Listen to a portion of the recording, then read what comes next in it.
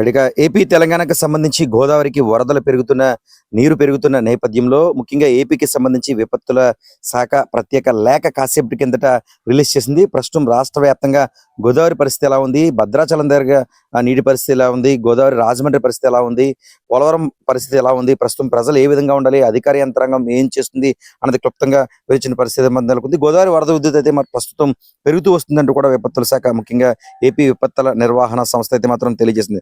భద్రాచలం వద్ద ప్రస్తుతం 46.8 అడుగుల నీటి మట్టం చేరుకున్నట్టుగా తెలిపారు. కూనవరం వద్ద నీటి మట్టం 18.10 మీటర్లు, అదేవిధంగా పోలవరం వద్ద 11.71 మీటర్లు కాగా ధవళేశ్వరం వద్ద ఇన్ అండ్ అవుట్ ఫ్లో సంబంధించి 7.99 లక్షల క్యూసెక్ల నీరు ఉన్నట్లుగా తెలియజేశారు. ఇవాళ మొదట హెచ్చరిక జారీ చేసే గోదావరికి సంబంధించి మొదట హెచ్చరిక జారీ చేసే అవకాశం తెలియజేశారు. సహాయ చర్యలకు RSDRF బృందాలు కూడా చేరుకుంటున్నట్లుగా ముందస్తుగా తెలియజేశారు. ప్రస్తుతం కృష్ణానదికి సంబంధించి విజయవాడ కృష్ణానది అయితే మాత్రం నీరు అత్యధికంగా ఉన్నప్పటికీ కూడా నిలకడగా దాని ప్రవాహం ఉన్నట్లుగా అయితే మాత్రం తెలియజేశారు. ప్రకాశం బ్యారేజ్ వద్ద ఇన్ఫ్లో అవుట్ఫ్లో కలిపి 2.98 లక్షల క్యూసెక్ల నీరు ఉన్నట్టుగా తెలియజేశారు. వినాయక నిమజ్జనాలు ప్రస్తుతం జరుగుతున్న నేపథ్యంలో నీరు అధికంగా ఈ గోదావరి ప్రకాశం బ్యారేజ్ కావచ్చు, లేదనుకుంటే ఈ రాజమండ్రి గోదావరి కావచ్చు, భద్రాచలం గోదావరి కావచ్చు, ఉప్పొంగుతున్న వేళలో వినాయక నిమజ్జనాల పట్ల అయితే మాత్రం జాగ్రత్తలు వహించాలంటూ కూడా పేర్కొన్న పరిస్థితి నెలకొంది. లోతట్టు ప్రాంత ప్రజలు అప్రమత్తంగా ఉండాలని తెలియజేసింది. ముఖ్యంగా కృష్ణా గోదావరి నదీ పరివాహక ప్రాంత ప్రజలు అప్రమత్తంగా ఉండాలని, వాగులు కాలువలు దాటే సమయంలో జాగ్రత్తలు వహించాలంటూ కూడా పేర్కొంది.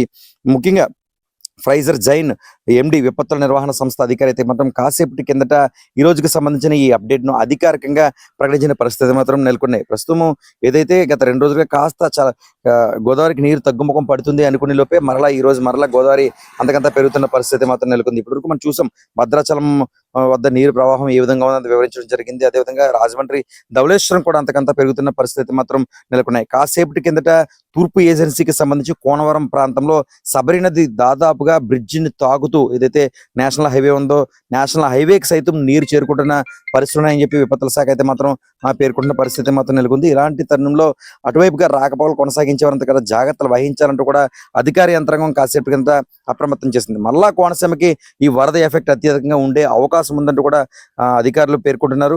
ఎందుకంటే గోదావరికి నీరు పెరుగుతున్న నేపథ్యంలో కోనసీమకే ఈ ఎఫెక్ట్ అనేది ఎక్కువగా ఉంటున్న పరిస్థితి అయితే మాత్రం నెలకొన్నాయి. ఇలాంటి తరుణంలో కోనసీమ ప్రాంతంలో ప్రజలంతా అప్రమత్తంగా ఉండాలి. ముఖ్యంగా ఏదైతే కోనసీమ జిల్లాలో లోతట్టు ప్రాంతాలు ఉన్నాయో ఆ ప్రాంతాలకు ముఖ్యంగా ముంపు ప్రాంతాలకు ఎఫెక్ట్ అయ్యే అవకాశం ఉంది. ఈ 2 రోజులుగా కూడా కొన్ని ప్రాంతాలలో ఏదైతే పశ్చిమ గోదావరి జిల్లా అదేవిధంగా కోనసీమకు సంబంధించి 2 జిల్లాల సరిహద్దు ప్రాంతం ఎక్కడైతే ఉందో అక్కడ కాజ్వే నీరు ప్రవహించిన నేపథ్యంలో పడవలపైన రాకపోకలు కొనసాగిస్తున్న పరిస్థితి నెలకొంది. ఈ వరదలు మరిన్ని ఎక్కువైన నేపథ్యంలో నీరు అంతకంతా పెరుగుతూ వస్తున్న పరిస్థితి మాత్రం నెలకొన్నాయి. ఇలాంటి తరుణంలో కోనసీమ జిల్లాకు సంబంధించి ముంపు ప్రాంతాల్లో నీరు మరలా వచ్చే అవకాశం ఉన్న నేపథ్యంలో ప్రజలు అప్రమత్తంగా ఉండాలని విపత్తుల శాఖ తెలియజేస్తుంది. వేటకు వెళ్లే సమయంలో జాగ్రత్తలు కూడా గోదావరిలో అత్యవసరం ఉన్న పరిస్థితి నెలకొంది. ఎందుకంటే వర్షం ఎర్రనీరు వస్తున్న నేపథ్యంలో బహుశా ఏ మూలనైనా సరే పులసలాంటి చేప పడితే బాగుంటుంది, కాస్త డబ్బులకి చేజెక్కుతాయి అన్న ఆలోచనతో మత్స్యకారులు అయితే మాత్రం వెళుతున్న పరిస్థితులు అయితే మాత్రం నెలకొన్నాయి. ఇలాంటి తరుణంలో గోదావరి ఉగ్రరూపం దాల్చుతున్న నేపథ్యంలో మత్స్యకారులు కూడా జాగ్రత్తలు వహించాలంటూ పేర్కొన్నారు. ముఖ్యంగా వాగులు వంకలు నిజానికి ఖాళీ సమయంలో ఆ వాగులు అనేవి మోకాళ్ళ లోతు నీరు మాత్రమే కనిపిస్తుంది. ఇప్పుడు కూడా అదే విధంగా ఉందంటే దిగితే మనం కొట్టుకుపోయే అవకాశం, మనం ఇతర ప్రాంతాలకి దాని నుంచి పడిపోయే అవకాశాలు కూడా కనిపిస్తున్న నేపథ్యంలో అప్రమత్తంగా వాగులు వంకలు దాటొద్దంటూ కూడా విపత్తుల శాఖ అయితే మాత్రం స్పష్టం చేసింది. ఏదేమైనా ఈ సాయంత్రానికి మరింత పెరిగే అవకాశం ఉంది. భద్రాచలం కావచ్చు,